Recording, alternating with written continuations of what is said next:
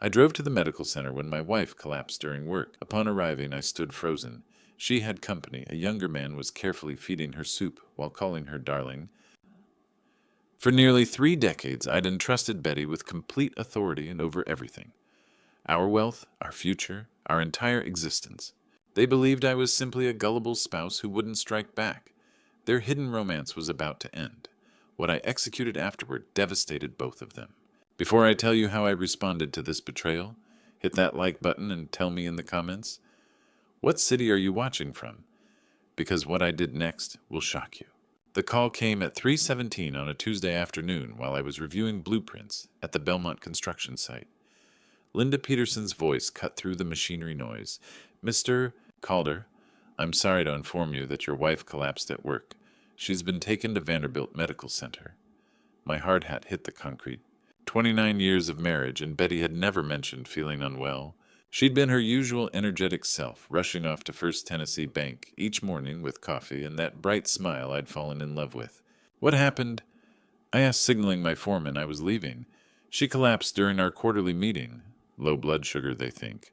She's stable in room 427. I drove through Nashville traffic like a man possessed, my F-150 weaving down West End Avenue. How had I missed the signs? What kind of husband doesn't notice his wife's health declining? Vanderbilt's emergency wing buzzed with chaos. The antiseptic smell brought back memories of family crises we'd weathered together. But this felt different. Room 427 sat at the end of a long corridor. I approached, clutching flowers from the gift shop, heart hammering. Through the narrow window, I could see white sheets and the edge of a hospital bed. I raised my hand to push the door open, then froze. A young man, maybe 30, sat beside Betty's bed, feeding her soup from a plastic container. But it wasn't just the feeding that stopped me cold. It was the intimacy, the way he dabbed her mouth with a napkin, the soft murmur of his voice. Don't worry, honey, I'm here. You don't need to stress about anything. Honey? The word hit like a physical blow. Through the gap, I watched my wife smile at this stranger. Really smile in a way I hadn't seen in months. She wore the diamond tennis bracelet I'd given her last anniversary, the one that cost 3 months over time. It caught the afternoon light as she touched his hand. This man knew exactly how she liked her soup. Not too hot, stirred counterclockwise the way she'd trained me during our first year of marriage. He handed her water before she asked. He adjusted her pillow without being told. This wasn't a colleague checking on a sick coworker. This was a man who knew my wife's needs better than I did. Betty laughed at something he said, genuine delighted. When was the last time I'd made her laugh like that? When had she last looked at me with such complete trust? I stepped back, legs unsteady. The flowers fell from numb fingers, scattering across sterile white tiles. A passing nurse gave me a concerned look, but I couldn't form words. My phone buzzed with Betty's text. Feeling better. Doctor says I can go home tonight. Don't worry about picking me up. Linda offered to drive. Linda? The same Linda who called me. But Linda wasn't in that room. The young man was still there, holding my wife's hand, whispering words I couldn't hear but felt the weight of. I walked back down that endless corridor past nurses who didn't know a man's world had just shifted off its axis. The automatic doors released me into Nashville evening air that suddenly felt too thin. In my truck, I sat in the parking garage staring at nothing. One question echoing through my mind, how long has this been going on? 29 years ago, I thought I had found my forever. Sitting in that hospital parking garage, staring at nothing, my mind drifted back to a different time. A simpler time when the future stretched ahead like an unbuilt house full of possibility and promise. It was October 1992 when I first saw Betty at Fido, that little coffee shop near Vanderbilt's campus. I was 26, fresh out of engineering school with calloused hands and big dreams. She was 23, bent over textbooks about banking and finance, her blonde hair catching the afternoon light streaming through the windows. When she looked up and smiled, asking if I could help her understand compound interest calculations, I knew I was done for. I'm going to work in banking someday, she told me over her third cup of coffee that day. Numbers make sense to me. They don't lie like people do. I should have listened more carefully to that last part. We were both broke college kids then. I was working construction jobs to pay off student loans. She was waiting tables at night to cover her finance degree. But we had plans. God, did we have plans. I'd build houses, she'd manage our money. We'd be partners in everything. When we married in 1995 at Christ Church Cathedral, I was 29 and she was 26. We honeymooned for 3 days in Gatlinburg because it was all we could afford, then came back to our tiny apartment on Music Row. The walls were thin, the kitchen was smaller than most people's closets, but we were building something together. Betty took over our finances from day one. "You're brilliant with blueprints and foundations," she'd say, "but let me handle the numbers." It made sense. She was getting promoted at First Tennessee Bank, climbing the ladder with that sharp mind of hers. I was busy establishing Calder Construction, working 16-hour days to build a reputation in Nashville's booming market. Alexander came in 1998, Amanda in 2001. By then we'd moved to Belmead, into the 4-bedroom colonial I'd designed and built myself. Betty managed every penny: the mortgage, the college funds, the retirement accounts. I'd come home covered in sawdust and concrete dust, and she'd have dinner. Ready bills paid, future secured. "Trust me," she'd say when I'd ask about our investments or savings. "This is what I do for a living. Let me take care of us." And I did trust her, completely, blindly. The golden years stretched from 2005 to 2018. Calder Construction grew into one of Nashville's premier residential builders. Betty became a vice president at the bank. Alexander excelled at Vanderbilt, studying engineering like his old man. Amanda thrived at Belmont, majoring in communications. We took family vacations to Gulf Shores every summer, hosted Christmas dinners for 20 people, attended every school play and soccer game. We looked perfect from the outside. Hell, we felt perfect from the inside, too. But children grow up. Dreams evolve. Alexander graduated and moved to Atlanta for an engineering position. Amanda finished her master's and took a job in Chicago. Suddenly, our 4-bedroom house felt cavernous. The dinner table that once buzzed with homework questions and teenage drama now seated 2 people who seemed to have run out of things to say. "This is our time now," I told Betty that first week after Amanda moved out. "We can travel, rediscover each other, remember what it was like before kids." But instead of growing closer, we seemed to drift further apart. Betty started working later, claiming new banking regulations required extra attention. She changed passwords I'd known for years, bought a new phone with security features I didn't understand. When I suggested we take that European trip we'd always talked about, she said the timing wasn't right. The woman who'd once shared every detail of her day began speaking in generalities. The woman who'd laughed at my terrible jokes started checking her phone during dinner. The woman who'd trusted me to build our house stopped trusting me to understand our finances. But lately something felt different. It started with a new phone. Then came the password changes.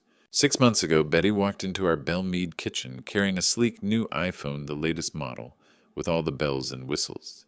"The bank upgraded everyone's devices," she explained, not meeting my eyes. "New security protocols." Within a week, everything changed. Our shared laptop suddenly required a password I didn't know. Our joint email account locked. Even our Netflix password was different. "Bank regulations," she'd say when I asked. "We have to compartmentalize everything now." The late nights started around the same time. Betty, who'd been home by 6:30 for 29 years, began texting, "Working late again, new system upgrade." I'd eat alone, listening to the grandfather clock tick away hours. She'd come home after 10, disappearing into our bedroom with that phone clutched like a lifeline.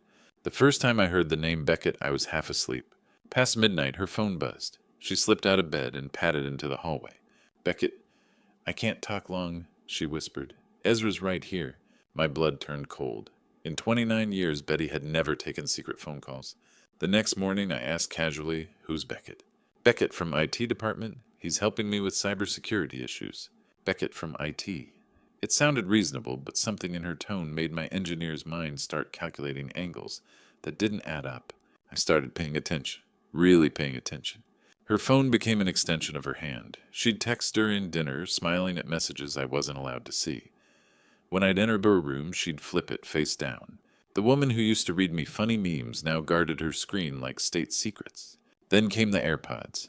Top-of-the-line, noise-canceling $300 worth of technology. "Work calls," she explained when I found the receipt. "Beckett says they're essential for confidential conversations." Beckett says, Beckett recommends, Beckett thinks. This mysterious IT specialist was becoming quite the influence in my wife's life. The breaking point came on a Thursday night in October. I'd been working late when I came home to find Betty on the back deck phone pressed to her ear, voice soft and warm. "I know, baby. I miss you too." A pause, then laughter I hadn't heard in months. "I love you too, Beckett." I stood frozen in our kitchen, listening to my wife of 29 years tell another man she loved him. That night after she'd gone to bed, I did something I'd never done before. I Googled Beckett Campbell, First Tennessee Bank. Nothing. No employee directory listing, no LinkedIn profile, no trace of any IT specialist named Beckett Campbell working anywhere in Nashville's banking sector. If Beckett didn't work at Betty's bank, then who the hell was he? I did something I never thought I'd do in 29 years of marriage. I called my brother. Andrew Calder had been telling me for years that I was too trusting. "You see the best in everyone, Ezra," he'd say during our occasional beers at Tootsie's. "In my line of work, that's dangerous." My little brother had become Nashville's most sought-after private investigator, specializing in corporate fraud and infidelity cases. He had an office in the SunTrust building downtown, complete with surveillance equipment that looked like something out of a spy movie. For 15 years, I'd joked about his paranoid worldview. Now I needed it.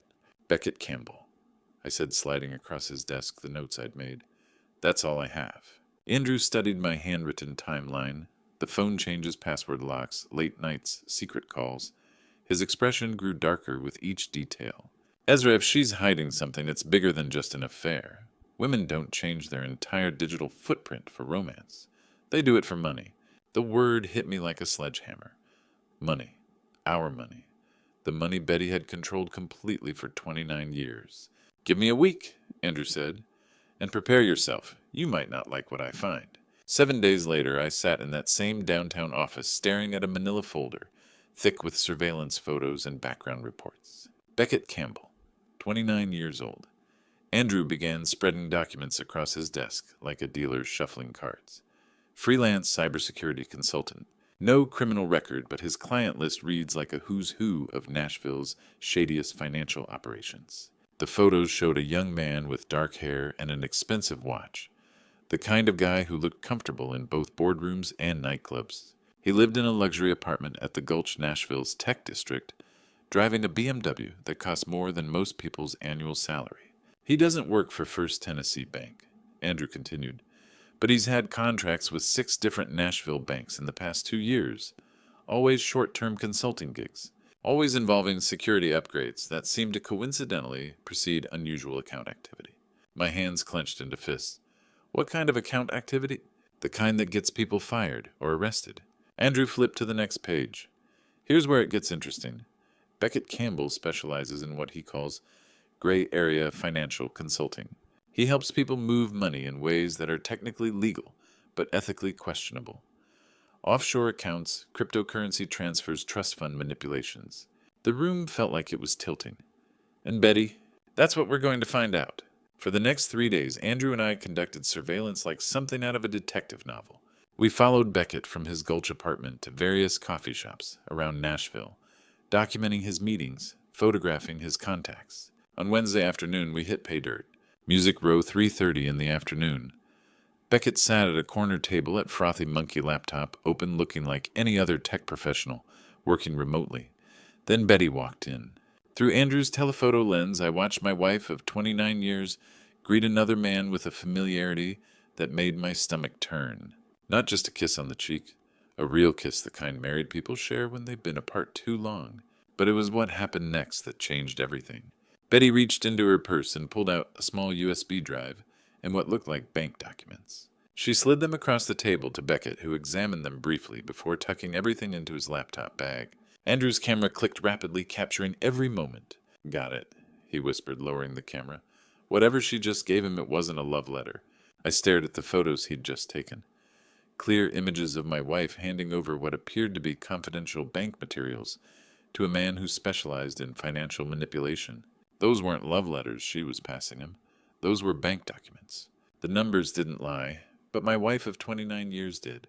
Back at Andrew's office, surrounded by computer screens and financial printouts, I watched my brother work his digital magic. What he found in the next 48 hours destroyed everything I thought I knew about my marriage, my money, and my future. "Your wife has been busy," Andrew said, pointing to a spreadsheet that made my head spin. 6 months ago, she opened a joint account with Beckett Campbell at Regions Bank. Not First Tennessee, where she works, a completely separate institution. The timeline matched perfectly with Betty's sudden tech obsession. Her password changes her secretive behavior. While I'd been worried about an affair, she'd been orchestrating something far more devastating. How much, I asked, though I dreaded the answer. $180,000, transferred from your retirement account, in 3 separate transactions over the past 5 months. The room went silent except for the hum of Andrew's computers. $180,000. Money I'd earned swinging hammers, pouring concrete, building Nashville's skyline one foundation at a time. Money that was supposed to secure our golden years. There's more. Andrew continued, pulling up another screen. Beckett's been setting up cryptocurrency wallets and digital payment systems. Very sophisticated stuff. The kind of financial infrastructure you build when you're planning to move large amounts of money quickly and quietly. I stared at the screen, watching my life's work reduced to numbers and transaction codes. What else? Your wife has been feeding Beckett inside information from First Tennessee Bank. Stock tips, merger announcements, regulatory changes. He's been trading on that information through offshore accounts in the Cayman Islands. My hands clenched into fists. Betty wasn't just cheating on our marriage. She was cheating the system, using her position at the bank to enrich her lover while bleeding our accounts dry. It gets worse, Andrew said, his voice grim. They've been setting up a trust fund under a false name, B&J Financial Holdings. Guess who the beneficiaries are? I didn't need to guess. Betty and Beckett. The woman I'd trusted with every penny and the man who'd stolen her heart were planning to steal everything else too. Andrew pulled up another document that made my blood run cold. They're not just after your retirement money, Ezra. They're going after Calder Construction. The papers showed draft documents for transferring ownership of my company. The business I'd built from nothing. The legacy I'd planned to leave Alexander and Amanda. Betty's signature was already on the preliminary paperwork claiming power of attorney for health reasons. Health reasons. I stared at the documents. What health reasons? That's what I've been trying to figure out. Your wife has been seeing Dr. Rebecca Thompson, a psychiatrist in Green Hills. 3 appointments in the past month, all paid for with cash. The pieces started falling into place, like a blueprint coming together. Betty's recent complaints about stress, her dramatic collapse at work, her mysterious health issues that never seemed to require my presence or concern. She's building a medical paper trail. I said, the engineer in me recognizing the systematic approach. Making herself look like she's under psychological strain. Psychological strain that would justify taking control of family finances, Andrew confirmed. And if you were deemed unable to handle business decisions due to the stress of her condition, well, I felt sick. This wasn't just adultery. This wasn't even just theft. This was a complete hostile takeover of my life, orchestrated by the woman who'd shared my bed for nearly 3 decades. Andrew showed me one final document, a consultation request with a business attorney specializing in emergency asset protection during family medical crises. The appointment was scheduled for next week. They're moving fast, he said. Whatever their endgame is, it's happening soon. I stared at the evidence spread across Andrew's desk. Bank statements, transfer records, medical appointments, legal consultations. Every document told the same story. The woman I'd trusted with everything was systematically dismantling our life together. They weren't just stealing my money. They were planning to steal my entire life's work. If they wanted to play games with technology, I'd give them a game they'd never forget. 3 decades of engineering had taught me that every system has vulnerabilities. Every structure has weak points.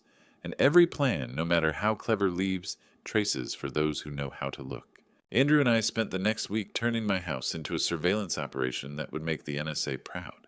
Tiny cameras hidden in picture frames, audio recorders disguised as phone chargers, motion sensors that looked like decorative objects. My engineering background proved invaluable. I knew every corner of our Belmead home, every blind spot, every place where technology could hide in plain sight.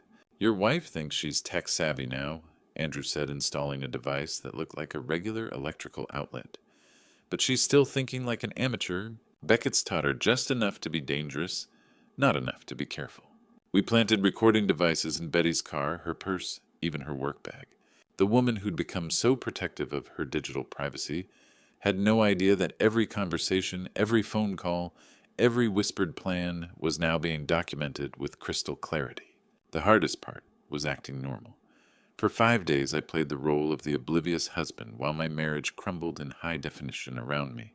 I kissed Betty goodbye each morning, told her I loved her, asked about her day, all while knowing that every word was being recorded for evidence. On Wednesday, I told Betty I was going to Atlanta for a construction consultation. Instead, I moved into Andrew's downtown office, surrounded by monitors, showing live feeds from our house Beckett's apartment, and every location where they met. What we captured over the next 72 hours was devastating. Thursday evening, Beckett came to our house while I was supposedly out of town. I watched through hidden cameras as he sat at my kitchen table, the table where I'd eaten breakfast with my family for 15 years, and accessed my personal computer using passwords Betty had obviously provided. The Franklin development contracts are all here, he told Betty, downloading files onto a USB drive. Once we transfer the company assets, these projects alone will be worth millions. My company, my contracts, my life's work being stolen in real time from my own kitchen. But it was their conversation later that night that truly chilled my blood. The timeline's accelerating, Betty said, curled up next to Beckett on the couch where I used to watch Sunday football. Dr. Thompson confirmed she can have Ezra evaluated next week. And you're sure she'll find him incompetent? Beckett asked. She owes me more favors than she can count. Remember the mortgage fraud investigation that mysteriously disappeared from her file? She knows what happens if that resurfaces. I watched my wife of 29 years blackmail a psychiatrist into declaring me mentally unfit. The woman who'd once promised to love me in sickness and health was planning to manufacture both. The smoking gun came Friday morning. Andrew's equipment captured a phone call between Beckett and Dr. Thompson that would have made a prosecutor weep with joy. The commitment papers are already prepared. Dr. Thompson's voice came through clearly on the recording. Once I sign the evaluation, he can be held for observation for up to 30 days.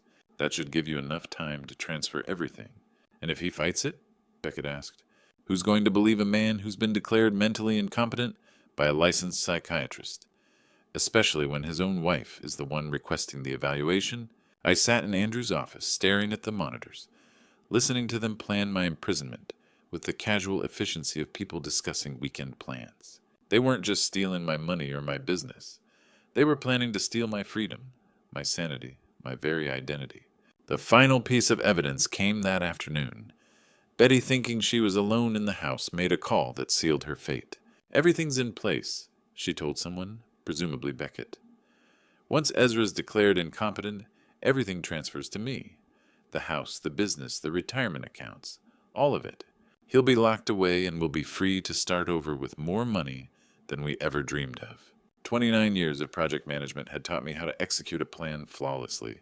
Every successful construction project starts with a solid foundation, precise measurements, and careful coordination of all moving parts. Destroying my wife's conspiracy would require the same methodical approach I'd used to build Nashville's skyline.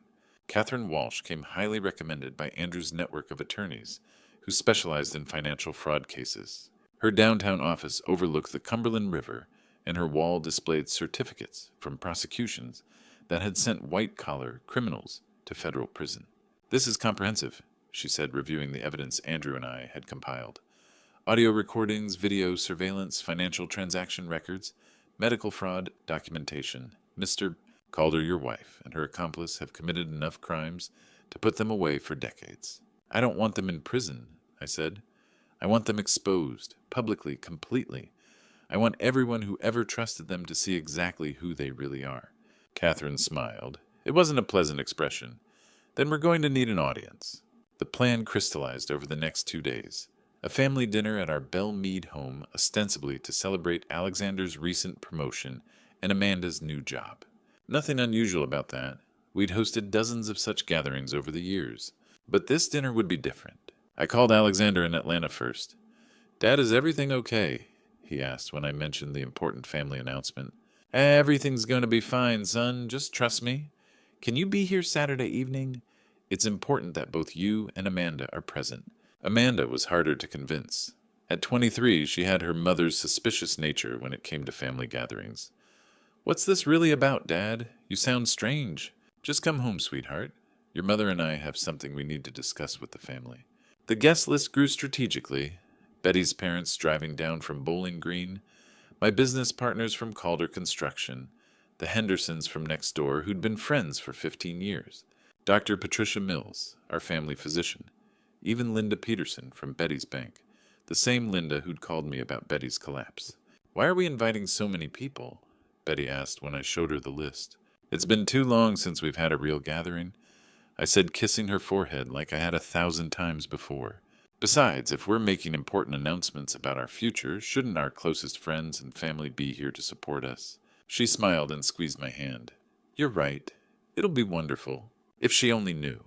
Andrew coordinated with First Tennessee Bank's security department. The moment I presented evidence of Betty's inside trading and document theft, her accounts would be frozen. Beckett's offshore accounts were already being monitored by federal authorities Catherine had contacted. "The timing has to be perfect," Catherine explained during our final meeting. "Once you start the presentation, there's no going back. They'll know they've been caught, and they'll try to run. They won't get the chance," Andrew said, showing us photos of the 2 unmarked police cars that would be positioned outside our house Saturday evening. I spent Friday night in my home office, the same room where I'd designed houses for young families, planned construction schedules, built dreams from blueprints. The presentation was loaded onto my laptop: audio files, video clips, financial records, medical fraud documentation, everything arranged in chronological order, building to an inescapable conclusion. 29 years of trust systematically betrayed. Saturday morning, I helped Betty prepare our dining room for what she thought was a celebration. She arranged flowers, polished silver, set out our best china, the wedding pattern we'd chosen together in 1995. "This feels like old times," she said, humming while she worked. "Remember when the kids were little and we'd have these big family dinners?" "I remember everything," I said. As the afternoon sun slanted through our Belle Meade windows, I stood in the kitchen where I'd eaten breakfast with my family for 15 years, where Beckett had stolen my business contracts, where Betty had planned my imprisonment.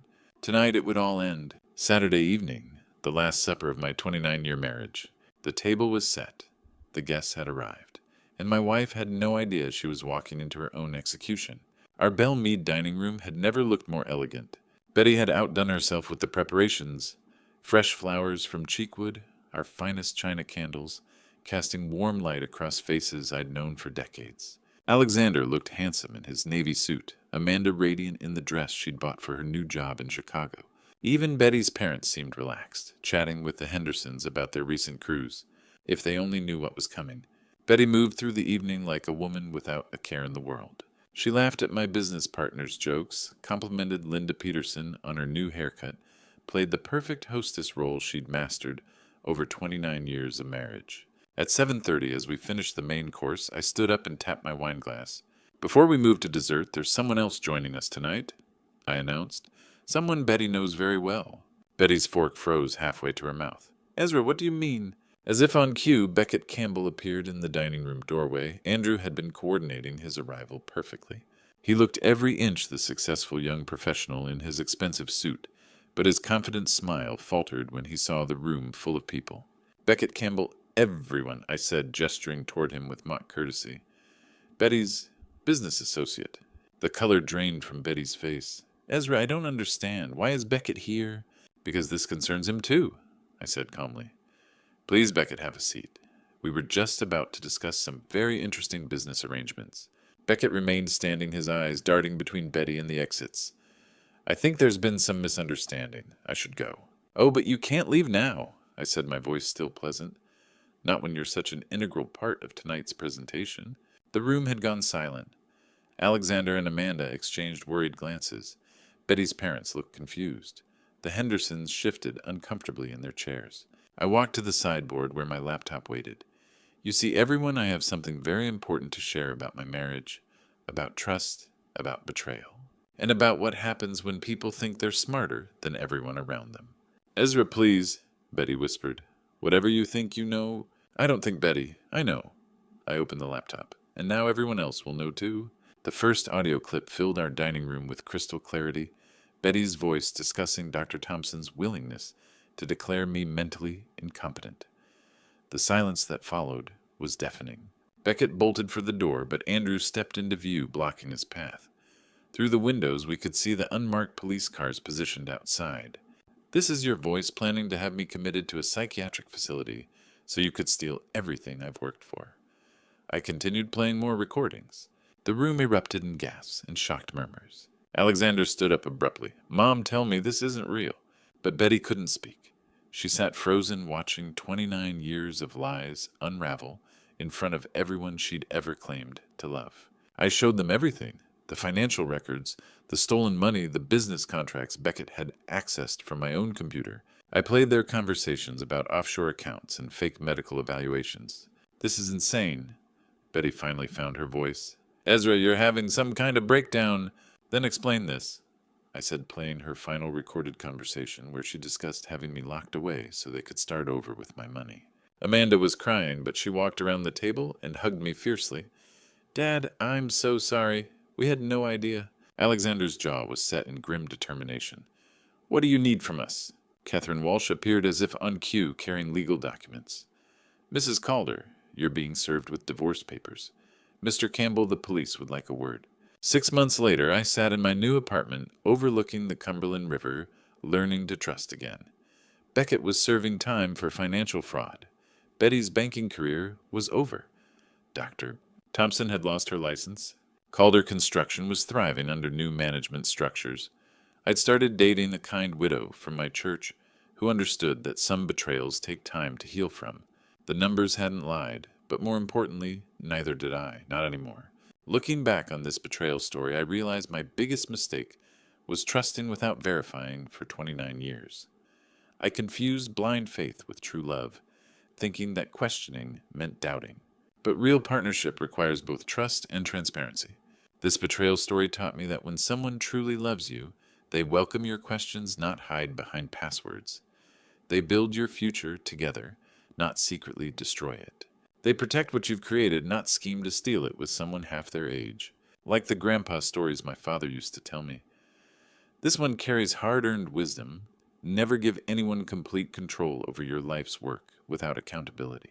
God gave me engineering skills and a logical mind for a reason. I should have used them in my marriage, not just my career. The Lord works in mysterious ways, and sometimes He allows betrayal to reveal true character. Through this painful journey, God showed me I'm stronger than I ever imagined. At 58, I learned that ending isn't defeat, it's liberation. These grandpa stories aren't just entertainment, they're warnings. Trust, but verify. Love, but protect yourself. And remember that justice may be slow, but it's always certain. 6 months later, I'm financially secure, closer to my children, and dating a wonderful woman who understands that real love doesn't require secrecy. Calder Construction is thriving, and I've learned that starting over isn't the end of your story. It's the beginning of your best chapter. If this betrayal story resonated with you, please share your thoughts in the comments below. What city are you watching from? Have you ever discovered a betrayal that changed your life? Don't forget to subscribe for more grandpa stories that might just save you from the mistakes I made. Your story matters too, and together we can help others avoid these painful lessons.